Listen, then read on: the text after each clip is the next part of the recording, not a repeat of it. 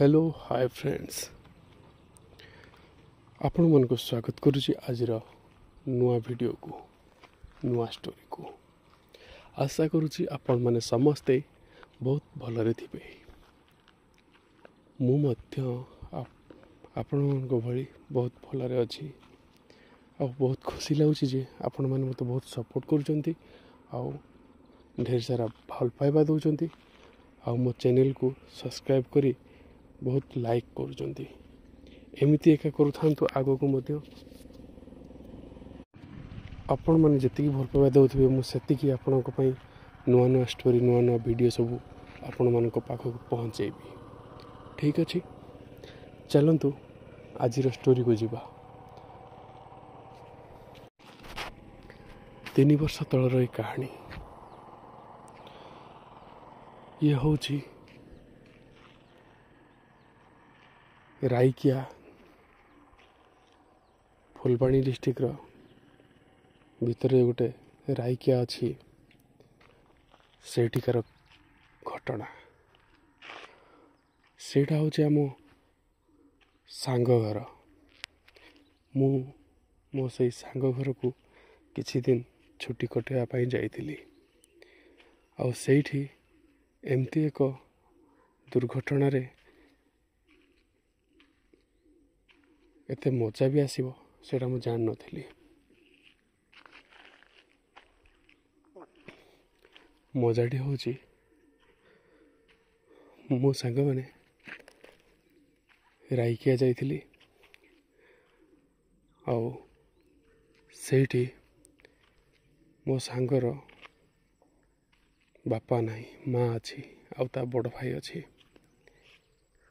ता बड़ भाई जी सी बाहर काम करे ट्रक चलाए आ सी नुआ की मैरिज करिछि।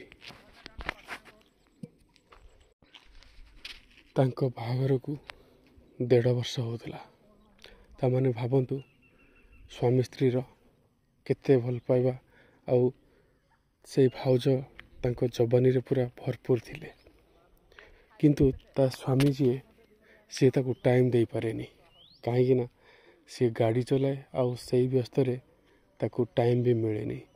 कौ दिन राति 12 आसीबो तो कौ दिन 3-4 दिन पर आसीबो एमिति होथाए। आउ से भाउज भी तांको जवानी को नहीं बहुत छटपट होथांती। ठीक सही समय रे तांको पड़िसा घर गोटे दियर लागिबो से पिला ताको बहुत चेष्टा करथाए लाइन मारी पटेवा पाई किंतु भाउज पटिले नहीं। सी बहुत कल बले कौशले बहुत चेष्टा कला हेले भी हेई परला नहीं। गोटे दिन सी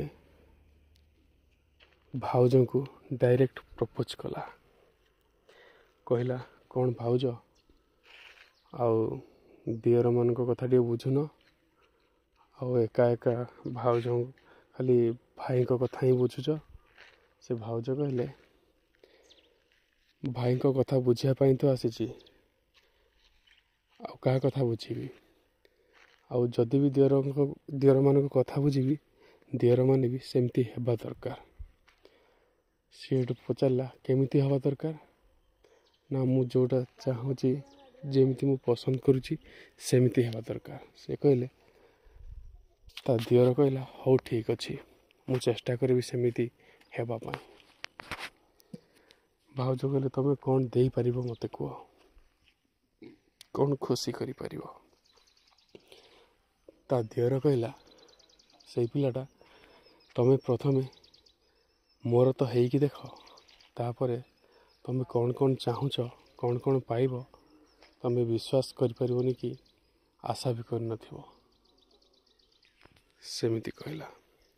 तापरे हेतु से गोटे दिन कहला मते टिके देखा करियो भाउज सी हेतु हौ ठीक अछि कही ताको देखा करिया पई तांकर गोटे पार्क अछि। से पार्कटा भी संग माने एमिति हेइची माने मुंड खराब। से पार्क भीतर जी पेलापेली भी हेबे कहीं किसी कहबेनी किसी जना पड़ोनी पूरा गछ एमती अच्छी बुदाड़िया बहुत बढ़िया। ସେଇଠୁ ସେ ଭାଉଜ ଆଉ ସେଇ ପଡ଼ିଶା ଘର ଦିଅର ଯିଏ ସିଏ ମିଶି ପାର୍କ ଗଲେ ଆଉ ପାର୍କରେ ଦେଖାହେଲେ। ଯେଉଁଠି ଦେଖା ହେଲା ସେଇ ପାର୍କରେ ସେଇ ପିଲାଟା ତା ଦିଅର ଯିଏ ତା ଭାଉଜକୁ ଜାବୁଡ଼ି ଧରି ଗେଲ କରିବା ପାଇଁ ଇଚ୍ଛା କରୁଥିଲା, ହେଲେ ସିଏ ତାକୁ ଠେଲିଦେଲା। କହିଲା, ଶୁଣ, ମୁଁ କିଛି କହିନି, ମୁଁ ଦେଖା କରିବା ପାଇଁ ଖାଲି ଡାକିଛି। ତା ଦିଅର କହିଲା, ତୁମେ ଯଦି ଦେଖା କରିବା ପାଇଁ ଡାକିଛ, କ'ଣ ଏଠି ମୁଁ ଧୂପକାଠି ଲଗେଇକି କ'ଣ ପୂଜା କରିବି ତୁମକୁ? ସେଇଠୁ କହିଲା, ନା ଯେ ମାନେ କ'ଣ, ତୁମେ ଦେଖା କରିବାକୁ ଆସିଛ ମାନେ ତୁମର ପସନ୍ଦ ଅଛି। ସେ ଆଉ କିଛି କହିଲାନି। ତାପରେ ସେ ପିଲାଟି ଯାଇ ତାକୁ ଜାବୁଡ଼ିକି ଧରିଦେଲା ଆଉ ସେ ଭାଉଜଙ୍କୁ ଓଠକୁ ଓଠ ଲଗେଇ ଚୁମ୍ବନ କଲା। ଏମିତି ଚୁଚୁମିଲା ତା ଓଠକୁ, ସେ ଭାଉଜ ସମ୍ଭାଳି ନପାରି ତା ଦିଅରକୁ ପୁରା ଜାବୁଡ଼ି ଧରି ରହିଥାଏ। ତାପରେ ଏଠୁ ତା ଦିଅର କହିଲା, ଭାଉଜ ଟିକେ ସେ ଭିତରକୁ ଯିବା କି, ଏଠି ସମସ୍ତେ ବି ଦେଖୁଛନ୍ତି। ସେଠୁ କହିଲା, ହଉ ଠିକ୍ ଅଛି। ସେ ଭାଉଜଙ୍କୁ ସିଏ ଏତେ ପାଗଳ କରିଦେଲା, ସେଇ ଲୋଟା ବୁଦା ମୂଳକୁ ଯାଇକି ସେ ଭାଉଜର ବେଲ ଦୁଇଟାକୁ ଚିପି ଚାଲିଲା। ଆଉ ସେ ଭାଉଜ ସେତିକିବେଳେ ବଢ଼ିଆ ଲାଗୁଛି, କାଟୁଛି, ଧୀରେ ଧୀରେ ଚିପ ଏମିତି ଖାଲି କହୁଥାନ୍ତି। କିନ୍ତୁ ସେ ଦିଅର ଜଣକ ତା ଦୁଇଟା ବେଲକୁ ଚିପିବା ସହିତ ତା ତଳେ ଯେଉଁ ଗୋଟେ ଗୁମ୍ଫା ଅଛି, ଯେଉଁ ଗୁମ୍ଫା ପାଇଁ ତା ଦିଅର ପାଗଳ, ସେଇଠିକି ସେ ଆଙ୍ଗୁଠି ପୂରେଇ ତାର ସବୁ ଲାଳ ବାହାର କରିଦେଲା। ଆଉ ତାପରେ ଭାଉଜ କହିଲେ, ଶୁଣ, ଆଉ ମୁଁ ଅପେକ୍ଷା କରିପାରିବିନି, ଶୀଘ୍ର କରିଦିଅ, ମୋତେ ବହୁତ ଇଚ୍ଛା ହେଉଛି, ବଢ଼ିଆ, ଶୀଘ୍ର କର, ଏମିତି କହିଲା। ସେଇଠୁ ସେଇ ଦିଅର ଜଣକ ଭାଉଜଙ୍କର ଯେଉଁ ଲୁଗା ପିନ୍ଧିକି ଆସିଥିଲେ ସେଇ ଲୁଗାଟାକୁ ଟେକି ଦେଇ ସେଇଠି ତା କଦଳୀଟାକୁ ପୂରେଇ କଚ୍ କରି ପେଲି ଚାଲିଲା। ପେଲିଲା ପାଖାପାଖି 7 ମିନିଟ୍ 8 ମିନିଟ୍ ଭିତରେ ନିର୍ଦ୍ଧୁମ ପେଲିଲା। ଆଉ ପିଲାର ଗରମ ପାଣି ବି ବାହାରିଗଲା ଆଉ ଭାଉଜକୁ ବି ବହୁତ ମଜା ଆସିଲା। ତାପରେ ଭାଉଜ କହିଲେ, ଦେଖ, ଆଜି ଟାଇମ୍ ହେଇଗଲାଣି, ଆଉ ଯେତେବେଳେ ଭାଇ ନଥିବେ ସେଇ ସମୟରେ ମୁଁ ତୁମକୁ ଡାକିବି ମୋ ରୁମ୍କୁ, ତୁମେ ପଳାଇ ଆସିବ। ସେ କହିଲା, ମୁଁ ତ ସେଇ ଚାନ୍ସଟା ଖୋଜୁଛି ଭାଉଜ, ତୁମକୁ ମୁଁ ସବୁବେଳେ ଯେମିତି ଖୁସିରେ ରଖିପାରିବି। ସେଇଠୁ କହିଲା, ହଉ ଠିକ୍ ଅଛି, ମୁଁ ଆଜି ଯାଉଛି। ସେଇଠୁ ଭାଉଜ ପଳାଇ ଗଲେ ଆଉ ସେମାନେ ଫୋନ୍ ନମ୍ବର ଦିଆଦୁଇ ହେଇ ଫୋନ୍ରେ କଥାବାର୍ତ୍ତା ହେଇ ଫୋନ୍ରେ କଣ୍ଟାକ୍ଟ ରଖିଲେ। ଯେଉଁଦିନ ତା ସ୍ୱାମୀ ବାହାର ଜାଗାକୁ ଯାଇଥାଏ ଗାଡ଼ି ଚଲାଇବା ପାଇଁ, ସେଇଦିନ ସେ ତା ଦିଅରକୁ ପୁଣି ଡାକିଲା। ତା ଦିଅରକୁ କହିଲା, ଶୁଣ, ଆଜି ତୁମ ଭାଇ ନାହାନ୍ତି, ଆଉ ତୁମେ ସନ୍ଧ୍ୟାବେଳେ 8:30ରୁ ତୁମେ ଯେତିକି ଟାଇମ୍ କହିବ ସେତିକି ଟାଇମ୍ ମୁଁ ତୁମକୁ ଦେଇପାରିବି। ସେ କହିଲା, ହଉ ଠିକ୍ ଅଛି। ସାଙ୍ଗମାନେ 2 ଘଣ୍ଟା କାଳ ଭାଉଜଙ୍କୁ ଏମିତି ସିଏ ପେଲିଲା, ମାନେ ମୁଣ୍ଡ ଖରାପ। ତାର ଲୁଗାପଟା ସବୁ ଘିଚିକି ତଳେ ରଖିଦେଲା ଆଉ ଭାଉଜଙ୍କୁ କହିଲା, ଭାଉଜ, ତୁମ ପାଟିରେ ଟିକେ ମୋ କଦଳୀଟାକୁ ପୂରେଇ ଦିଅ।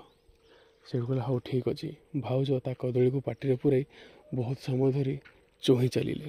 ଆଉ ସେ ପିଲାକୁ ବି ବହୁତ ମଜା ଲାଗିଲା, ଭାଉଜଙ୍କୁ ବି ବହୁତ ମଜା ଲାଗିଲା। ଆଉ ଭାଉଜ କହିଲେ, ଶୁଣ, ମୋତେ ବି ବହୁତ ଇଚ୍ଛା ହେଉଛି, ଆଉ ତୁମେ ଜମା ଟାଇମ୍ ଲସ୍ କରନି, ଶୀଘ୍ର ଆମ କାମ ସାରିବା। ସେଇଠୁ କହିଲା, ହଉ ଠିକ୍ ଅଛି। ତାପରେ ସେଇ ଭାଉଜର ଯେଉଁ ବେଲ ଦୁଇଟା 36ର